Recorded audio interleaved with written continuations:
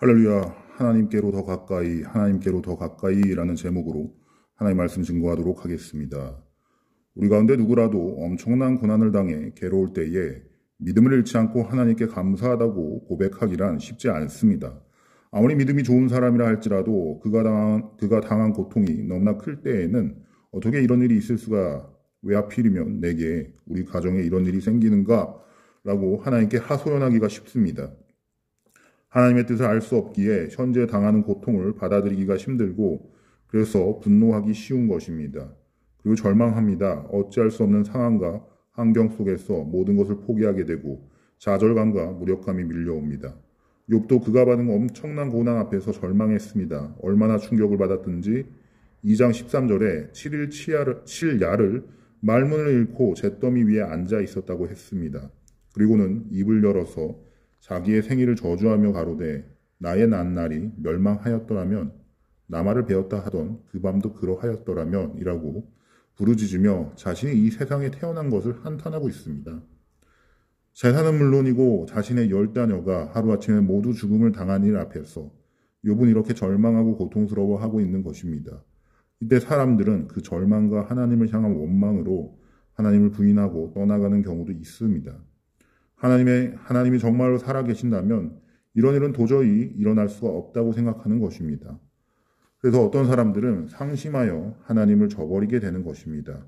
그러나 욥은 그가 받은 고통이 엄청난 것이었고 깊은 절망 가운데 떨어졌지만 하나님을 부인하는 불신앙의 모습은 보이지 않고 있습니다.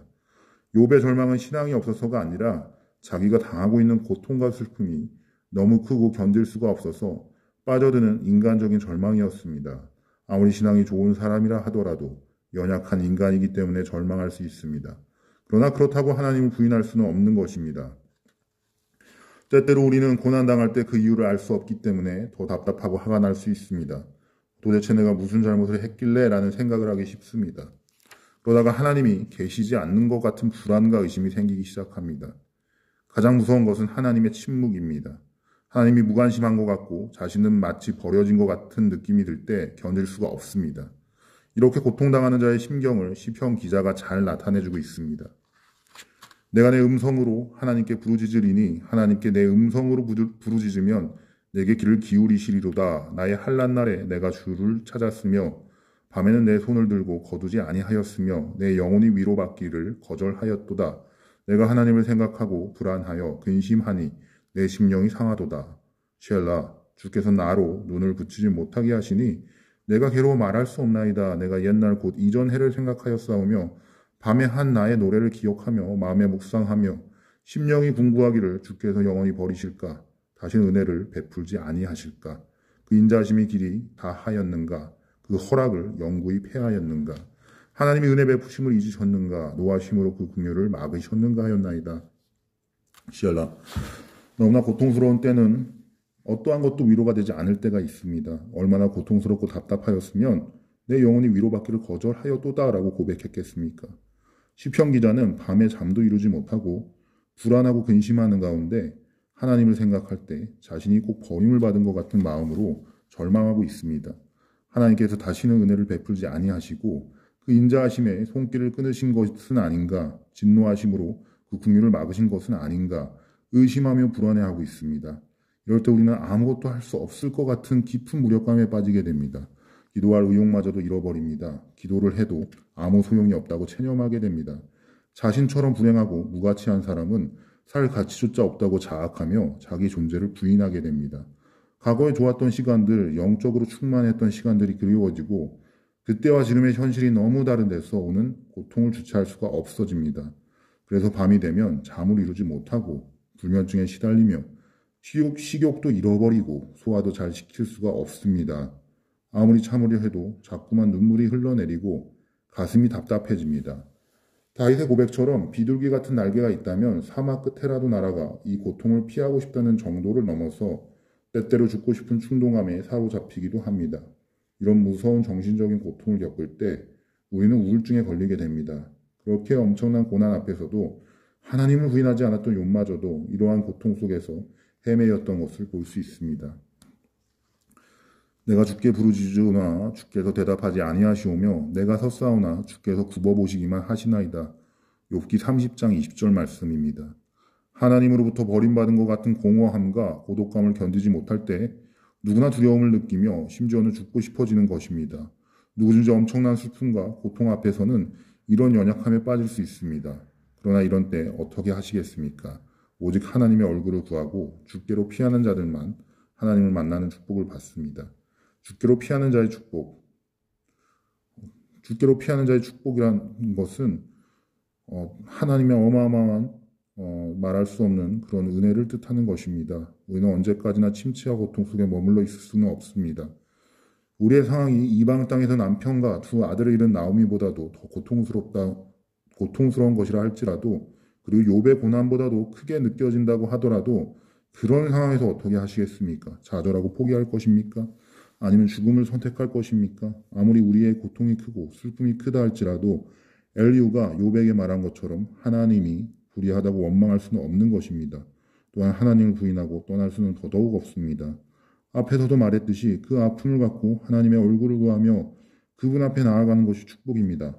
하나님이 계신 것 같지 않고 계신다 할지라도 자신이 버림받은 것 같은 마음은 사단이 우리를 속이는 것입니다. 하나님은 언제나 우리와 함께 계심을 믿어야 합니다. 사탄은 어찌하든지 거짓말로 속이고 우리 죄를 참소하여 우리가 하나님께로 나아가지 못하도록 방해하며 하나님을 신뢰하지 못하도록 만듭니다. 사탄은 처음부터 살인자요 거짓말쟁이입니다. 요한복음 8장 44절 너희는 너희 아비 마귀에서 났으니 너희 아비의 욕심을 너희도 행하고자 하느니라. 저는 처음부터 살인한 자요 진리가 그 속에 없으므로 진리에 서지 못하고 거짓을 말할 때마다 제 것으로 말하나니 이는 저가 거짓말쟁이요 거짓의 아비가 되었음이니라. 그러므로 아무리 마음이 고통스럽고 하나님께로 나아갈 수 없을 것 같은 상황과 환경이라 할지라도 언제나 선하시며 우리를 기다리시는 하나님을 기억하고 그분 앞으로 나아가야 합니다. 그러할 때에 회복의 소망이 있습니다. 다윗도 시편 51편에서 그의 죄를 고백하고 통회하는 마음으로 주님 앞에 나아가 구하기를 하나님이여 내 속에 정한 마음을 창조하시고 내 안에 정직한 영을 새롭게 하소서. 나를 주 앞에서 쫓아내지 마시며 주의 성신을 내게서 거두지 마소서. 주의 구원의 즐거움을 내게 회복시키시고 자원하는 심령을 주사 나를 붙드소서 라고 고백하고 있지 않습니까? 다윗은 자신을 주 앞에서 쫓아내지 마시고 하나님의 성신을 거두지 마시며 자신을 붙들어 달라고 하나님께 간구하고 있습니다. 이렇다 아무리 어려운 순간이라 할지라도 하나님을 의뢰하는 믿음을 잃어버리지 않도록 해야 합니다. 하나님의 선하심을 기억하고 그분 앞에 와서 아픔을 토하고 고통스러운 마음을 고백할 때 우리는 새롭게 회복될 수 있는 것입니다. 너무 괴로워서 생각하고 싶지 않고 도망치고 싶다 할지라도 그대로 덮어두고 갈 수는 없습니다.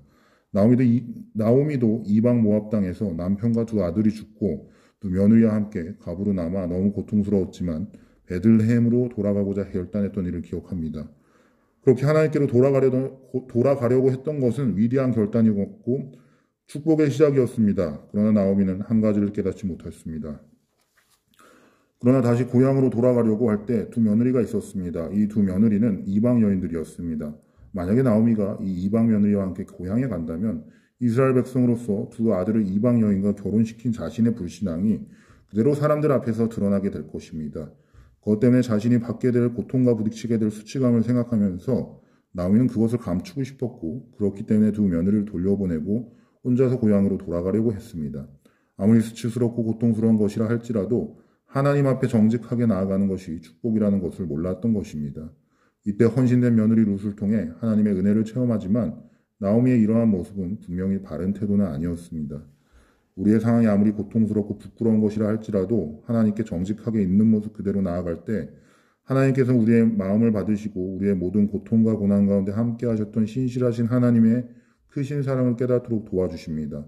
아프고 고통스럽다는 이유로 그것을 그대로 덮어두고 간다면 온전한 회복은 이루어질 수 없습니다. 병원에서 아픈 부분을 수술하고 도려낼 때는 마취제나 진통제를 사용합니다.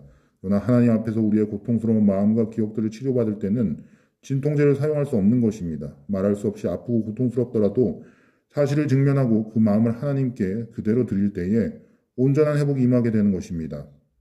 그러므로 우리는 분노와 좌절 그리고 영적인 침체와 무력감에서 그것을 덮어두고 갈 것이 아니라 하나님의 얼굴을 구하며 그분께로 더 가까이 나아가야 합니다. 이렇게 주께로 피하는 자에게 복이 있고 회복의 소망이 있습니다. 그리고 이때야 비로소 고통 가운데 함께 하시는 하나님을 볼 수 있게 되는 것입니다. 예배를 마치도록 하겠습니다.